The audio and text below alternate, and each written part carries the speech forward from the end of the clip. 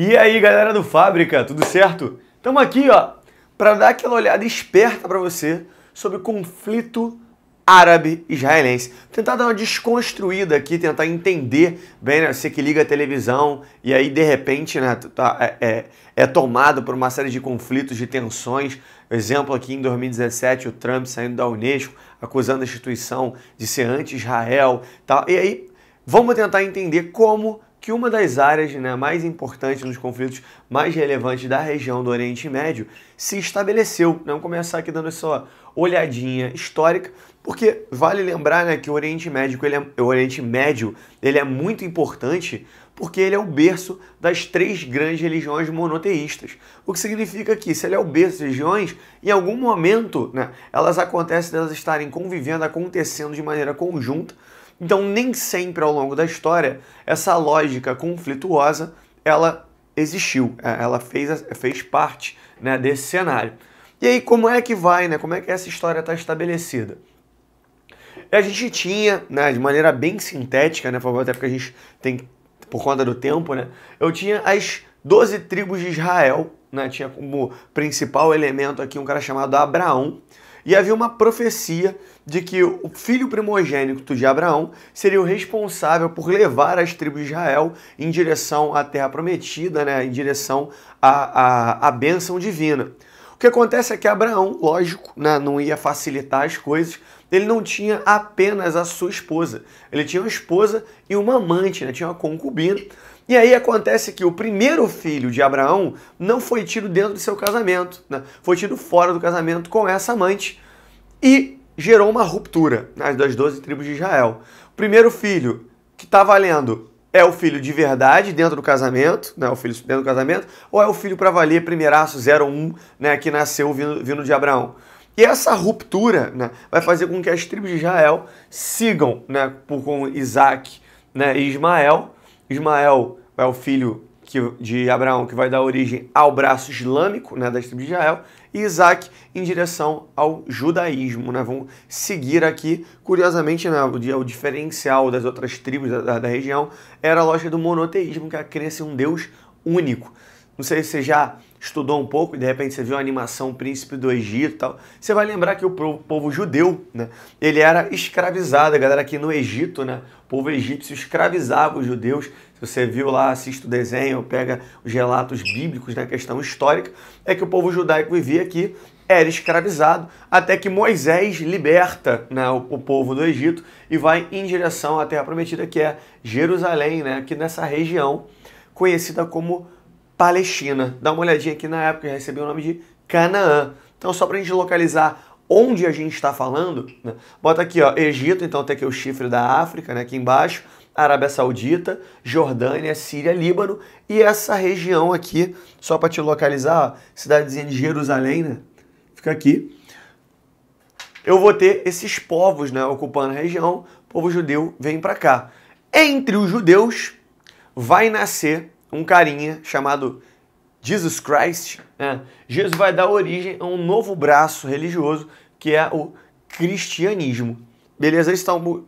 Lembrar, né? O cristianismo ele nasce de dentro dos judeus e a percepção é, quando Jesus aparece, que ele é o Messias, o enviado Filho de Deus, e aqueles que acreditam que ele é o Messias vão seguir seus ensinamentos, dando origem ao cristianismo.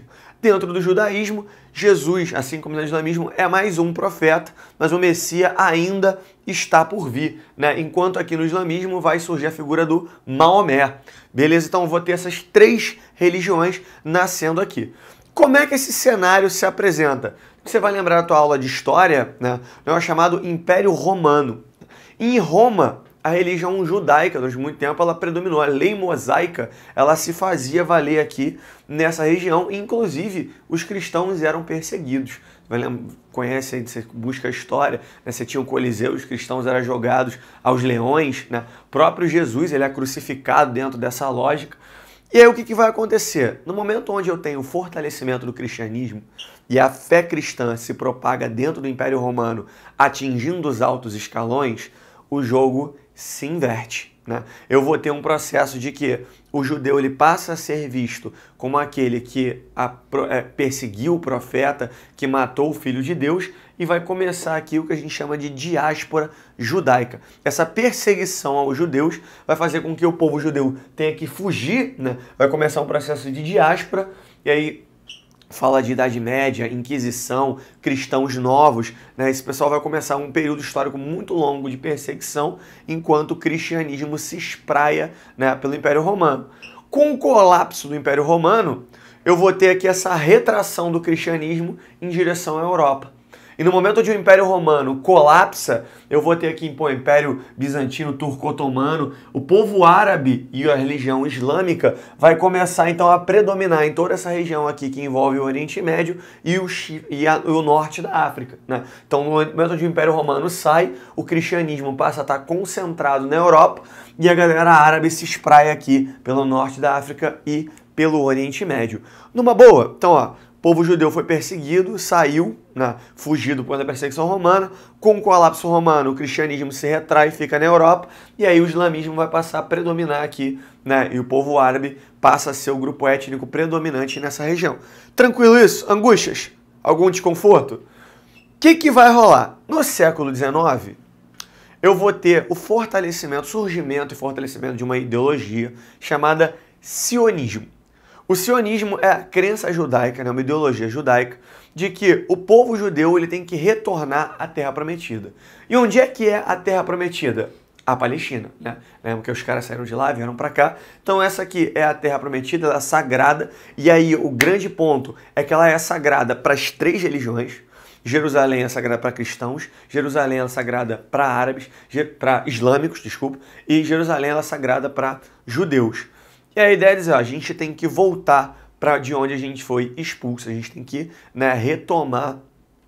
Só que essa ideologia, né, ela acaba nascendo com um viés que dentro do seu foco diz o seguinte: a Palestina é uma terra sem dono, não, uma terra sem povo para um povo sem terra. Palestina é uma terra sem povo para um povo sem terra. Por que dizia-se isso? Porque a Palestina ainda não era um Estado consolidado, né? Então eu vou ter aqui no século XIX o processo de imperialismo, a divisão dessas regiões pelos países europeus, mas essa região aqui, né, ela não vai estar se consolidando como um Estado de fato, né? Era uma região ainda ocupada por diversas tribos, né, grupos nômades, e aí eu não tenho nenhuma força política consolidada ali que impedisse esse processo de visualização de que não haveria nada demais em chegar, né, e se estabelecer naquele ponto. Óbvio, ao longo do século XX, eu vou ter a eclosão da Segunda Guerra Mundial. E quando termina a Segunda Guerra Mundial e o Holocausto alemão, né, o Holocausto nazista, se apresenta, a gente tem a criação da ONU. A ONU ela é criada com as Nações Unidas. E aí as entidades sionistas, né, o povo judeu, vai se manifestar dizendo, ó, tá vendo? Isso é o resultado de uma perseguição histórica e já passou da hora de a humanidade se redimir com o povo judeu. Tranquilo isso? Não. Vão levantar essa bandeira. Simultaneamente, está acontecendo o quê? Em 1945, está sendo formada a Liga Árabe. O que é a Liga Árabe? É um grupo de países que envolvem aqui a Península Arábica e o norte da África, todos, obviamente, países árabes, majoritariamente islâmicos, buscando se articular, né? Chega ao fim o imperialismo, os países começam a se emancipar, começam a ficar independentes politicamente, e eles são um grupo populacional, em tese, né, homogêneo, né? Eles vão começar a buscar trabalhar o quê? Em conjunto. Quando o povo judeu começa a reivindicar a criação do Estado de Israel, e a comunidade judaica ela é muito forte nos Estados Unidos, os Estados Unidos olham para o mapa e diz assim, para onde é que vocês querem mesmo?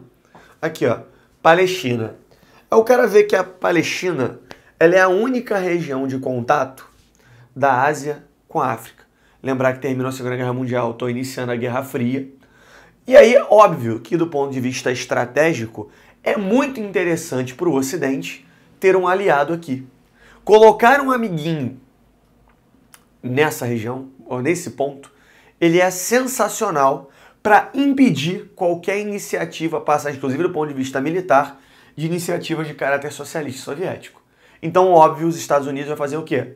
Apoiamos a criação do Estado de Israel, e é assim até hoje, né? A aliança entre Israel e Estados Unidos está muito pautada na questão bélica, e o quanto Israel ele é estratégico dentro desse contexto que envolvia a contenção, né? Servir como Estado tampão para a expansão do socialismo em direção à África, como também servir como uma base, como um entreposto, como um aliado militar dentro da geopolítica do petróleo do Oriente Médio.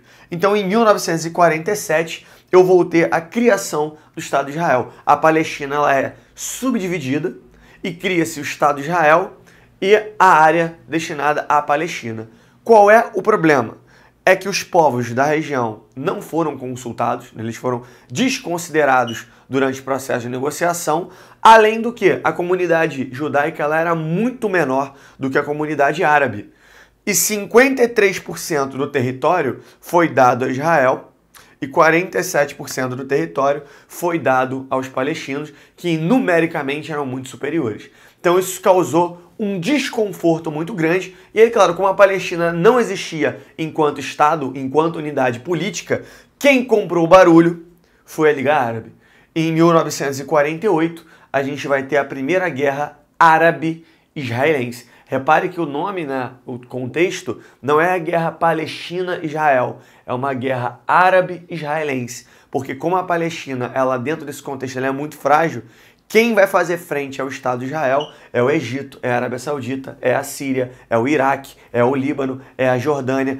Esses países árabes que, ainda organizados, né, que articulados para tentar formar uma unidade, vão pegar e vão se opor à criação do Estado de Israel, né, pelo fato de remover, pelo fato de retirar as populações palestinas e pelo fato de ser um aliado ocidental em meio a toda essa região, né? Surgir aqui como um corpo estranho em meio a uma região predominantemente muçulmana e árabe. Beleza, pessoal? Fica com a gente vai dar continuidade nisso nos próximos vídeos. Grande abraço!